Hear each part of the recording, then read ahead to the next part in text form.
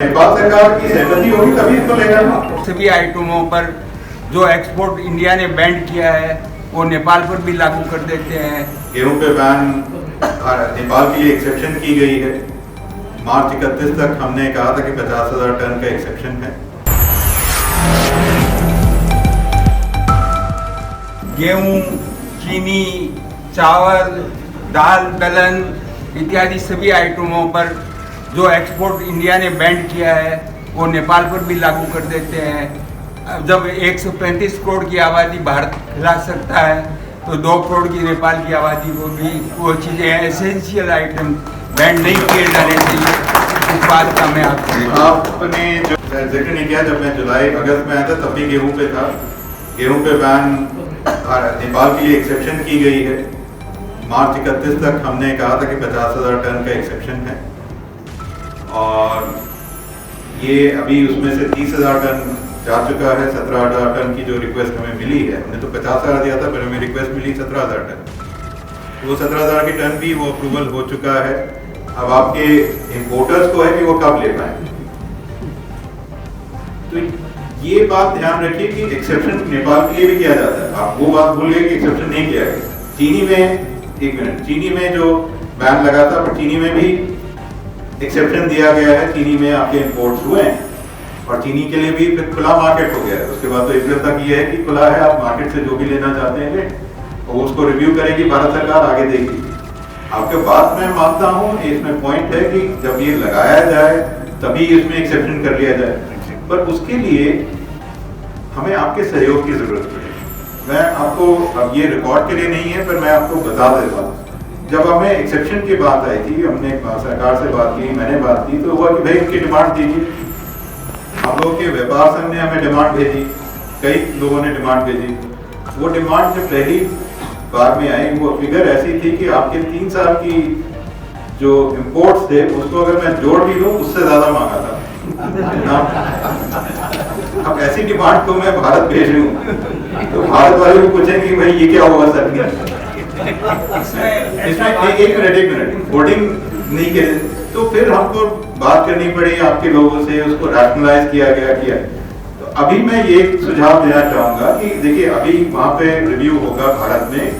ये बैन जो एक्सपोर्ट का है वो आगे कितना बढ़ाया जाए, नहीं बढ़ाया जाए, क्या किया जाए, उसका मैं निर्णय नहीं जानता हूँ। क्योंकि आपका एक ये हो चुका है, इट माइट बी बेटर कि आप लोग एक अपना पहले से ही बना लें कि अगले 6 महीने के लिए भाई हमें इतने एक्सपोर्ट की होगी, हमें मुझे भेज दें, ताकि मैं भारत सरकार के ध्यान में ला सकूं कि देखिए, आप जब भी एक निर्णय लें तो ध्यान में रखिएगा कि नेपाल के अगले 6 महीने की रिक्वायरमेंट्स इतनी हो, वो रिक्वायरमेंट्स रियलिस्टिक रखिएगा। यही मेरा निवेदन है। किसी भी देश में मैं अगर अपना ऑफिस खोलता हूँ तो उसके देश की सरकार की सहमति से होगा, वो देश की सरकार की सहमति से होगा। अगर नेपाल सरकार की सहमति होगी तभी इसको लेकर नवीन रिजाल जी, इमीडिएट पास्ट प्रेसिडेंट मुद्रा जी, शर्मा और भी जो पास्ट प्रेसिडेंट हैं इस व्यापार संघ के, आप सब जो बिजनेस और व्यवसाय से जुड़े हुए लोग जो आज शाम को सम्मिलित हुए हैं, सबसे पहले तो मैं अपनी तरफ से और मेरे कलीग करुण बंसल की तरफ से आपका हृदय से धन्यवाद करना चाहूँगा कि आपने ये फंक्शन ऑर्गेनाइज किया हमें यहाँ स्वागत करने के लिए। विराटनगर में ये मेरी दूसरी विजिट है। पिछली बार थोड़ी छोटी थी, मैं धरान गया था और फिर सुनसरी गया था, पर तब मैं शायद अगस्त में आया था। और आने के बाद सबसे पहले बड़ा मुद्दा तो यही था मीरगंज के पुल का, और मुझे खुशी है कि हमारा भी थोड़ा प्रयास रहा, पर बाकी तो डिस्ट्रिक्ट एडमिनिस्ट्रेशन और बाकी गवर्नमेंट ऑफ इंडिया एजेंसीज हैं, उनके कहने से ये बन चुका है और 6 दिसंबर को इसका कार्य करना शुरू हुआ है। आज भी हम देख के आए हैं। तो ये इसका जिक्र मैंने इसलिए किया क्योंकि ये रिफ्लेक्ट करता है गवर्नमेंट ऑफ इंडिया की पॉलिसी क्या है या डायरेक्शन क्या है। अभी भी शर्मा जी ने कहा कि हमें सहभागी होना चाहिए। इस मामले में आपको कोई शंका या शुबह नहीं होना। भारत की नीति आपने सबने सुना होगा, नेबरहुड फर्स्ट पॉलिसी है, छिमेकी प्रथम। तो उसमें नेपाल का एक स्पेशल पोजीशन है, क्योंकि नेपाल के साथ हमारा सदियों से एक नाता रहा है, चाहे वो पौराणिक हो या कल्चरल हो या लोगों के बीच का संबंध हो, और अब आधुनिक समय में व्यापार और इकोनॉमिक एरिया में कनेक्शन। तो इन सब को देखते हुए नेपाल के साथ हम, भारत सरकार की नहीं, भारत के लोगों की ये चाह है कि इकोनॉमिक कनेक्टिविटी, इकोनॉमिक कोऑपरेशन बहुत बढ़े और साथ साथ हम आगे बढ़े।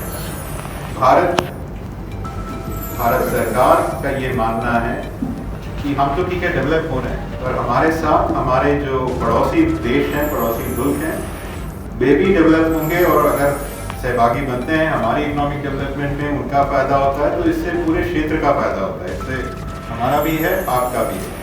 तो ये मैं विश्वास दिलाना चाहूँगा कि भारत सरकार की नीति या भारत की नीति यही है कि हम नेपाल के साथ सहभागी के रूप में काम करेंगे, और आगे आर्थिक और विकास के क्षेत्र में जो भी प्रगति करनी है उसमें आपके साथ मिलकर ही काम किया जाएगा, और आपके साथ मिलकर करेंगे नहीं तो वो सस्टेनेबल नहीं रहेगा। उसको सस्टेनेबल करने के लिए, ताकि दोनों तरफ का फायदा हो, ये हम साथ मिलकर ही करेंगे और करते रहे हैं और करते रहेंगे। ये विश्वास दिलाना चाहता हूँ।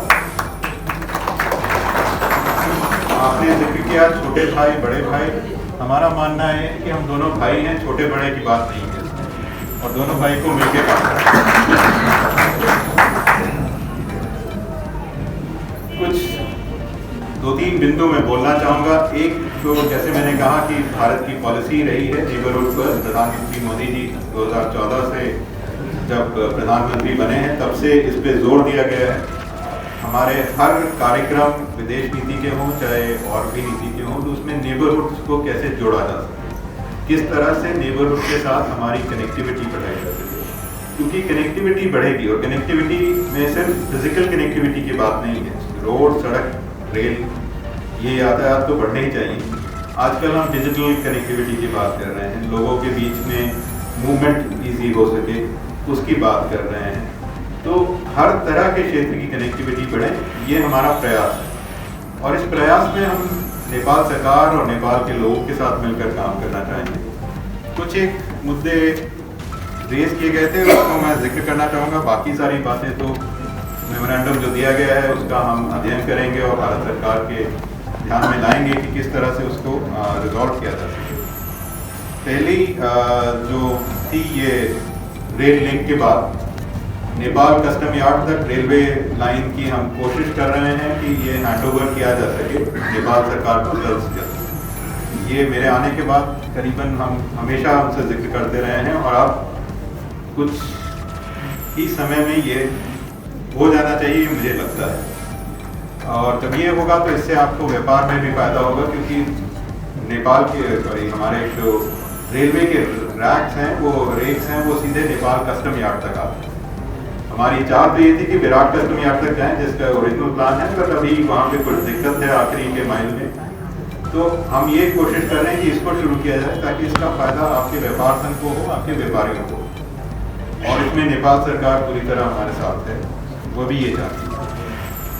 दूसरा, आपने कहा था कि एंटी डंपिंग ड्यूटी, इसका हमने भारत सरकार की तरफ ध्यान आकर्षित किया है। एंटी डंपिंग ड्यूटीज काफ़ी अध्ययन के बाद की जाती हैं, तो ये तकनीकी मामला है, पर हम उन पे कहेंगे कि ये कितना एक्सपोर्ट है नेपाल का, वो बहुत कम मात्रा का है। अगर उसको ध्यान में रखते हुए कुछ एक बड़ा निर्णय लिया जाए तो उससे शायद दोनों देशों का फायदा हो।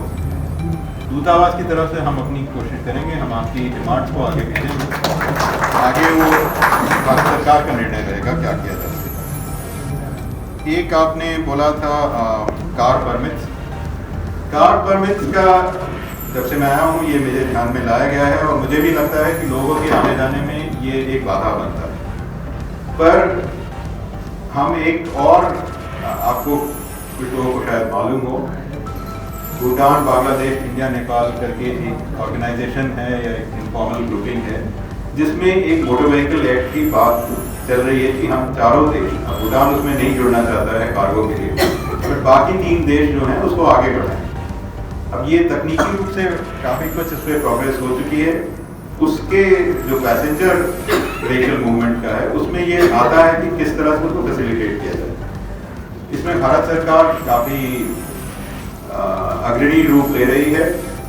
हमारे छिमेकी थोड़ा पीछे हैं, पर हमारी कोशिश है कि वे हमारे साथ मिलकर ये कर सकें। तो अगर ये होता है तो अच्छा ही रहेगा। तो इसमें मुझे आप लोगों के सहयोग की भी चाहना रहेगी। एक ऐसी तरह से आपने कहा था कि कॉन्सुलेट भारत विराटनगर, भारत एक ऑफिस हुआ करता था विराटनगर में, जो शायद कुछ साल पहले बंद कर दिया गया था। हम कोशिश करेंगे, हम तो सिर्फ नेपाल सरकार से कह ही सकते हैं कि उसको रीओपन किया जाए, पर उससे फायदा आप लोगों को होगा। तो इसमें भी प्रयास हम दोनों का होना, मोरांग व्यापार संघ के या विराटनगर के लोगों का, और हमारी तरफ से तो ये रिक्वेस्ट रहती है गवर्नमेंट ऑफ नेपाल की वो ऑफिस खोला जाए ताकि लोगों के व्यापार में, लोगों के आदान प्रदान में और सहूलियत हो। एक फाइनल बात जो है टेस्टिंग लैब्स की।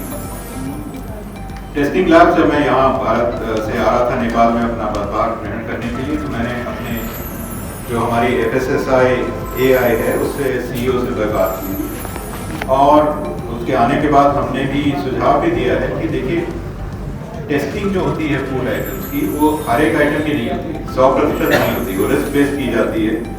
और उसमें रिस्क बेस्ड इस तकनीकी ढंग पे किया जाता है कि अगर आपके फूड सैंपल या जो भी प्रोडक्ट्स हैं वो अगर एक एक्रेडिटेड लैब से सर्टिफिकेट के साथ आ रहे हैं तो उस पर टेस्टिंग नहीं होगी, 90% तो ऐसे ही पास होगा। तो काठमांडू में शायद आपकी एक फूड टेस्टिंग लैब है जिसकी एक्रेडिटेशन खत्म हो चुकी है।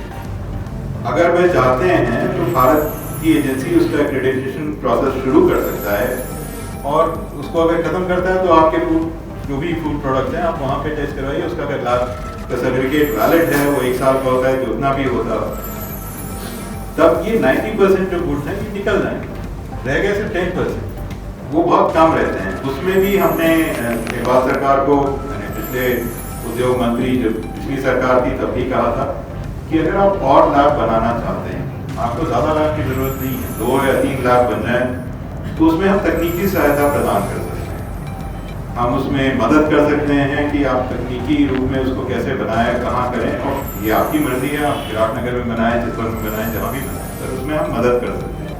उससे फायदा ये होगा कि 2 लैब हो जाएंगे तो ज़्यादा सहूलियत होगी सर्टिफिकेट लेने में और फिर एक्सपोर्ट करने में, बजाय इसके कि हर जगह एक लैब, क्योंकि उतनी रिसोर्सेज भी होती नहीं है, हमें भी मुश्किल पड़ती है। मैं ये वादा कर सकता हूँ कि हम करेंगे, बट मुझे भी मालूम है कि हमारे यहाँ दिक्कत होगी ह्यूमन रिसोर्स ढूंढने की। सामान तो आ जाएगा, पर उसको टेस्ट कौन करेगा? आपके यहाँ भी यही दिक्कत है, आपकी लैब में सिर्फ 2 ही लोग हैं काठमांडू में, जितना मुझे मालूम है, 2 या 3। तो ये दिक्कत को ध्यान में रखते हुए एक सुझाव यही हमने दिया हुआ है नेपाल सरकार को कि अगर आप और लोग ट्रेन करना चाहते हैं या लैब बनाना चाहते हैं तो हम आपकी मदद कर सकते हैं। आप अल्टीमेटली आपको ऑब्जेक्टिव क्या है? आपको एक्सपोर्ट बढ़ाना है, लैब बढ़ाना आपका ऑब्जेक्टिव नहीं है, आपका ऑब्जेक्टिव है एक्सपोर्ट बढ़ाना। वो किस तरह से बढ़े उसका एक क्रिएटिव सोल्यूशन हमने सजेस्ट किया है, उसको आगे बढ़ाया जा सकता है।